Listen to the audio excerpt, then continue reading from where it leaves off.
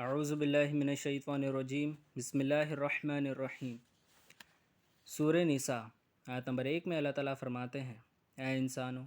اپنے رب سے ڈرتے رہا کرو جس نے تم کو ایک جاندار سے پیدا کیا اور اس جاندار سے اس کا جوڑا بنایا اور ان دونوں سے بہت سے مرد اور عورتیں پھیلا دیں۔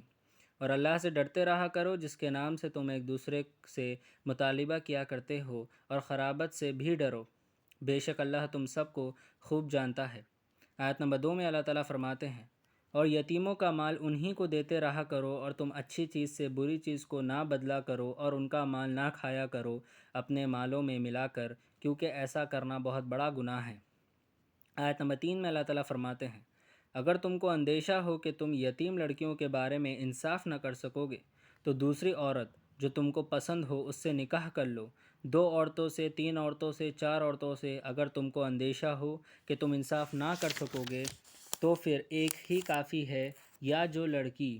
تمہاری ملکیت میں ہو وہی صحیح۔ اس صورت میں زیادتی نہ ہونے کی توقع قریب تر ہے۔ آیت نمبر 4 میں اللہ تعالیٰ فرماتے ہیں، اور اپنی عورتوں کو ان کا مہر خوشی خوشی دیا کرو، اور اگر وہ کوئی مہر کا حصہ معاف کر دیں تو تم اس کو مزے سے خوشگوار سمجھ کر کھا سکتے ہو۔ آیت نمبر 5 میں اللہ تعالیٰ فرماتے ہیں، اور تم بے وقوفوں کو اپنا وہ مال نہ دیا کرو جو اللہ نے تمہارے لیے زندگی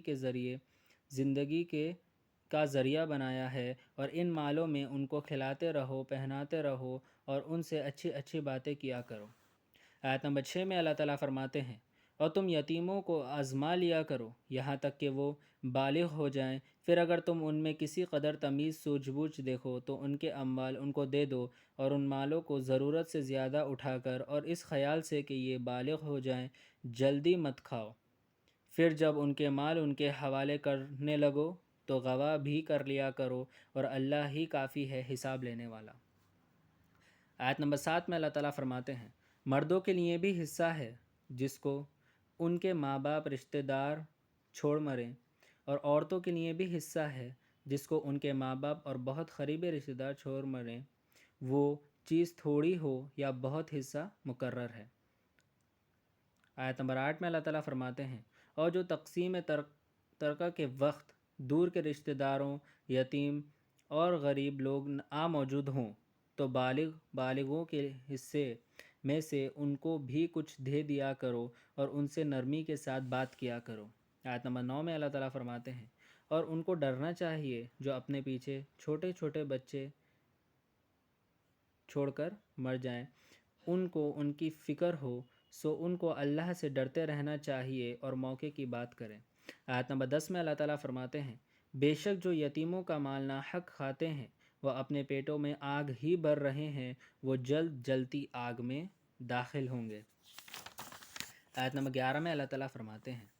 اللہ تم کو تمہاری اولاد کے بارے میں حکم دیتا ہے، لڑکے کا حصہ 2 لڑکیوں کے برابر ہے،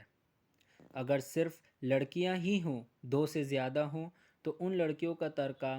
یعنی ان لڑکیوں کا حصہ کا 2/3 ملے گا، اس ترکے کا 2/3 ہی ملے گا، اور اگر ایک ہی لڑکی ہو تو اس کو صرف ترکے کا 1/2 حصہ ملے گا، اور اس کے ماں باپ یعنی دونوں میں سے ہر ایک کے لیے میت کے ترکے میں سے یعنی چھٹا حصہ 1/6 ہے۔ اگر اس میت کی کوئی اولاد ہو، اور اگر اولاد نہ ہو اور اس کے ماں باپ ہی اس کے وارث ہوں تو اس کے ماں باپ کو 1/3 یعنی 1/3 ہے، اور اگر میت کے 1 سے زیادہ بھائی یا بہن ہو تو اس کے ماں باپ کا چھٹا حصہ یعنی 1/6 ملے گا۔ یا یہ تقسیم قرض دار اور وصیت کے بعد ہے، تمہارے باپ دادا اور تمہارے بیٹے جو ہیں، تم پورے طور پر جان نہیں سکتے کہ ان میں سے کون شخص تم کو نفع پہنچانے میں نزدیک ہے، اس لیے اللہ نے اپنی طرف سے یہ حکم مقرر کر دیا ہے، یقیناً اللہ بڑا علم والا اور حکمت والا ہے۔ آیت نمبر 12 میں اللہ تعالیٰ فرماتے ہیں، جو ترکہ تمہاری بیویاں چھوڑ جائیں اس میں تمہارا حصہ صرف 1/2 ہے، بشرط یہ کہ ان کی کوئی اولاد نہ ہو، اور اگر اولاد ہو تو تمہارا حصہ 1/4 ہے، وصیت نکال لینے کے بعد اور قرضہ ادا کرنے کے بعد، اور تمہاری بیویوں کا حصہ 1/4 ہے اس ترکے کا جو تم نے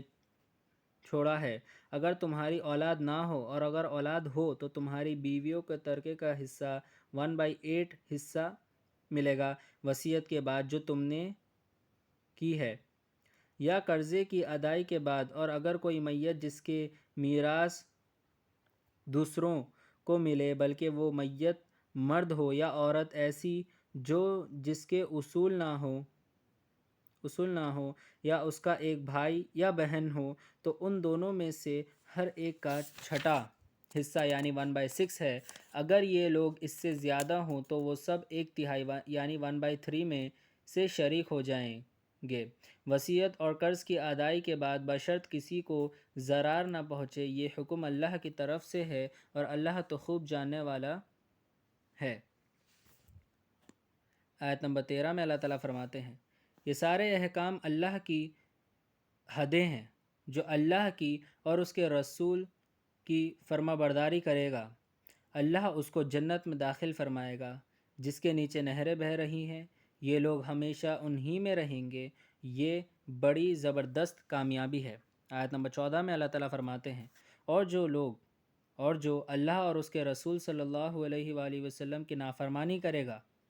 اور اس کی حدود سے نکل جائے گا تو اس کو جہنم میں داخل کریں گے اور وہی ہمیشہ رہے گا، اور اسے ایسی سزا ہوگی جس میں ذلت ہی ذلت ہے۔ آیت نمبر 15 میں اللہ تعالیٰ فرماتے ہیں، اور تمہاری بیویوں میں سے کوئی بے حیائی کا کام کرے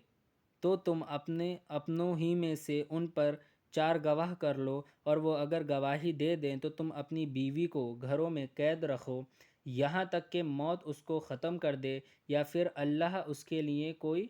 راہ نکال دے۔ آیت نمبر 16 میں اللہ تعالیٰ فرماتے ہیں، اور تم میں سے جو بھی دو شخص بے حیائی کا کام کرے تو ان دونوں کو سمجھاؤ، پھر اگر وہ وہ سمجھ جائیں اور توبہ کر لیں تو اللہ توبہ قبول کرنے والا اور رحمت والا ہے۔ اللہ تعالیٰ آیت نمبر 16 میں فرما رہے ہیں، جو شخص بھی بے حیائی کا کام کر رہا ہے تو اس کو سمجھاؤ، اور اگر وہ سمجھ جائے اور توبہ کر لے تو اللہ تعالیٰ معاف کرنے والے ہیں، اللہ تعالیٰ بے شک توبہ قبول کرنے والے ہیں۔ آیت نمبر 17 میں اللہ تعالیٰ فرماتے ہیں، دراصل اللہ تو قبول کرنا اللہ کے ذمے ہے انہی لوگوں کے لیے جو اپنی حماقت سے کوئی گناہ کر بیٹھیں پھر فوراً ہی توبہ کر لیتے ہیں، تو ایسی توبہ کرنے والوں پر اللہ رحمت نازل فرماتا ہے، اور اللہ بڑا جاننے والا اور بڑی حکمتوں والا ہے۔ آیت نمبر 18 میں اللہ تعالیٰ فرماتے ہیں، اور ایسے لوگوں کی توبہ نہیں ہے جو گناہ کرتے رہتے ہیں یہاں تک کہ جب ان میں